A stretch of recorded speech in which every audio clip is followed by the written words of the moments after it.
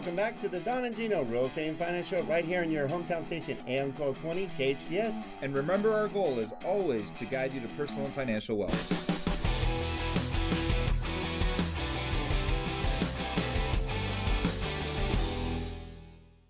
Well, here we are in the second segment with Roger Doumanian, and we are talking about corporations and how not to fail, how to protect your corporations, how to set them up, and some fun facts about how the corporations even were established. So we're really excited to have Roger. He's been on our show before.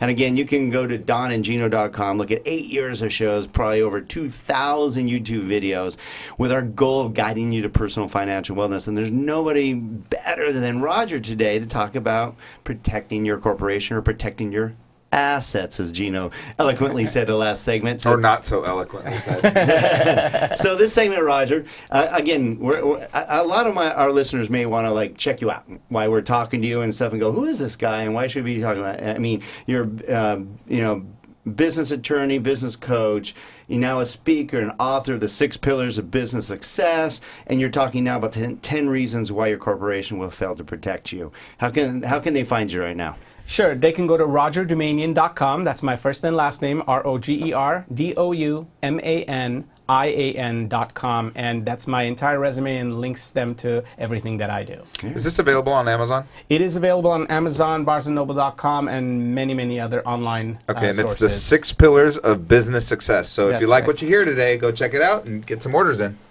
Absolutely. And especially if you're just thinking about starting a business or strengthening the foundation of your business, you've got to have a copy of this book. It's your perfect guide. So I have a question for you guys. I'm actually going to throw a little trivia your way. What era did the concept of corporations come into America? Do you guys know?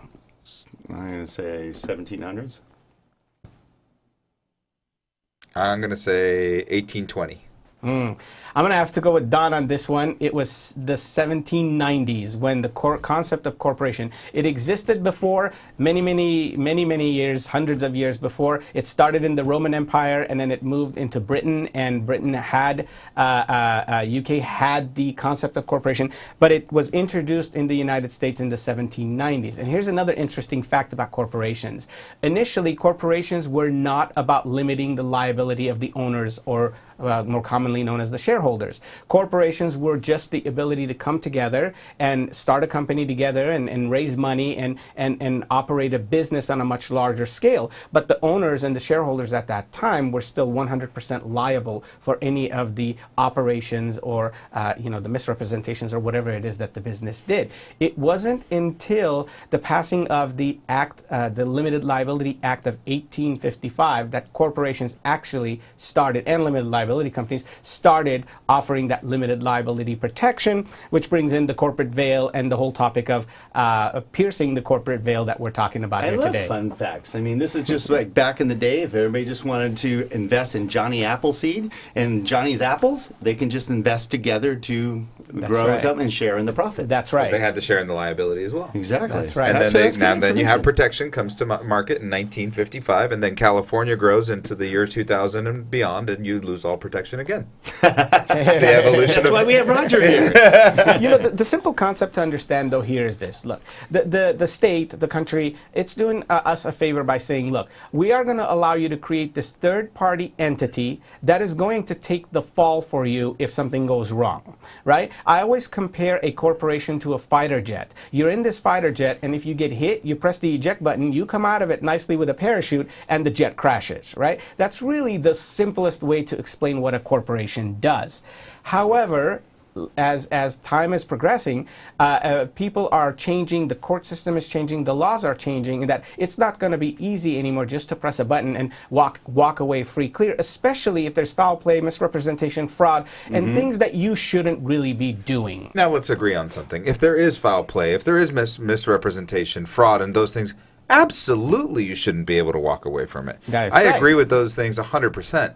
But because you forgot to file your minutes, or because you deposited a check from your personal account to your business account that you shouldn't have, or you didn't document it, or That's where I think if they're that nitpicky, then really it's going to be hard to keep it separate. Yeah, and when it comes to that, those details and those minor things, it really comes down to who we're putting in office, who we're electing, and not to get into politics, but it really has a lot to do with who's making our laws and if they are representing businesses accurately. And I think you guys will agree that there's more representation today for the masses than there is for the business owners. Right. And if you're like me, you understand that small business is the backbone of America. And they fuel our economy.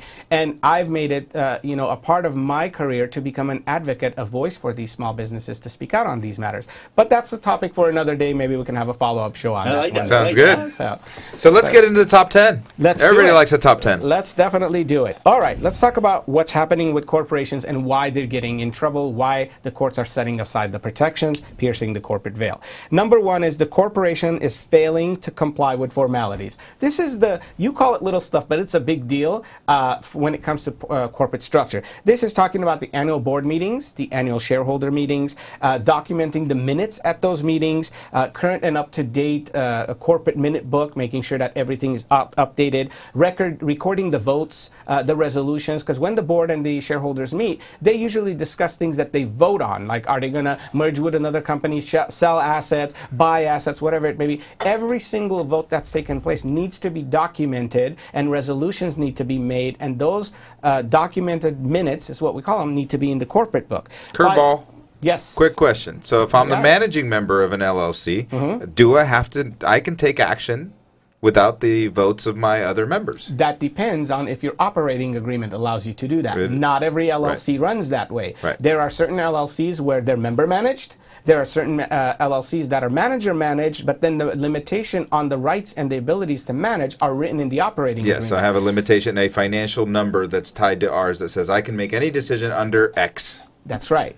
There's a pro and a con to that. We'll come back around. But let me tell you this. Here's the problem with a lot of people going online and paying a couple of $100 to form an LLC, and they get this box that's got form, boilerplate, operating agreements and paperwork in there. That doesn't apply to you. Do you just order a shoe online without looking at the size or the fit, if it's wide fit, narrow fit, whatever, right? You don't. If you're going to run your LLC a certain way with certain powers and authorities you're going to give to the manager or the members, et cetera, it has to be custom tailored to your business. So this is where a lot of people, they just buy these forms online. They don't even know what it says. They never read it. They just sign it. But guess what? When you're in court and the court sees that you are not complying with your own bylaws for a corporation or operating agreement for an LLC, you're not an LLC or a corporation. You are an alter ego, and that's exactly what the courts will set aside the protections for. And that's not being a superhero. That's trouble. That's right. And then the issue that you mentioned about, hey, I gave myself the power to the magic scepter and to be God in my corporation. That's another thing that is against you, and it's coming up, and it's that one person in power. They don't want a corporation to be run really by one person in power. And if it is, because a lot of us are, individual corporation owners, if it is, you got to be complying with everything, crossing every T and dotting every I, so that you don't get into trouble if they see that you have all the power.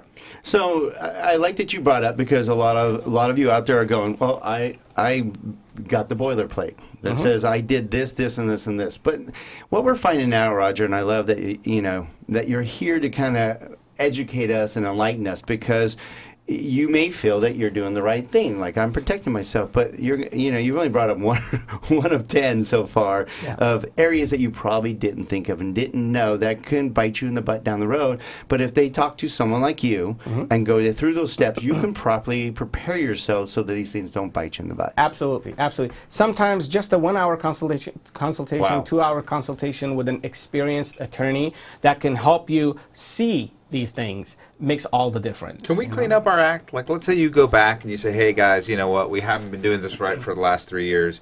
We really need to clean this back up. Look, we were going to refinance this property. We all agreed on it. We just didn't document it. So can we just write a resolution that says, hey, on such and such date, we all agreed on it? Obviously we did, otherwise we wouldn't have done it. Yeah. And then go back and kind of clean things up that way? Is that something you can Does do? this Or sound familiar?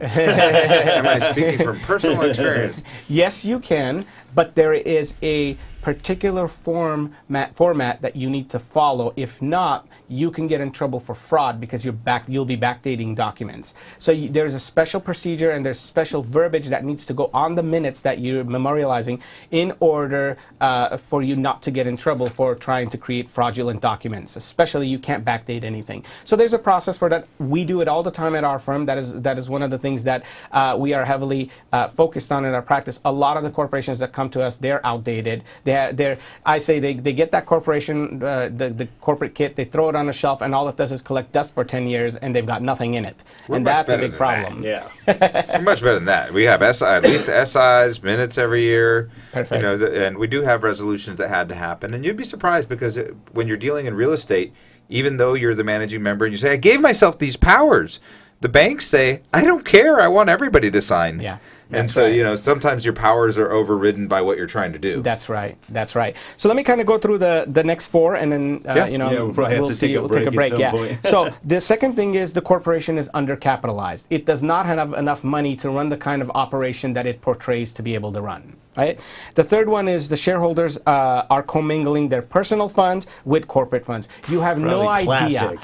You have no idea how many clients I talk to or potential clients and I ask them, do you use funds from your corporation? They're like, yeah, I pay my mortgage through the corporation. Yeah, I'm like, does the corporation own the house? No, I do. No, the corporation owns the house because that's what a court will see it as. Because if your corporation is paying for your house, there is a huge possibility that the judge will say that house belongs to the corporation. It is now a corporate asset, and if there's a judgment against the corporation, it needs to be sold so that judgment can be paid off. Oh, wow. That's number three. The corporation is not being treated... Did you catch that? Don't pay your mortgage through your corporation unless your corporation owns the property. That's right. The corporation is not being treated as a separate entity in the public eye. You're sharing a personal phone number with a corporate phone number. Your business cards have your home address on it. You're not... remember, when they allow you to have a corporation or an LLC, they're allowing you to create this entity that is separate and apart from you. That's going to take the fall for you, right? That's going to take the liability if something goes wrong.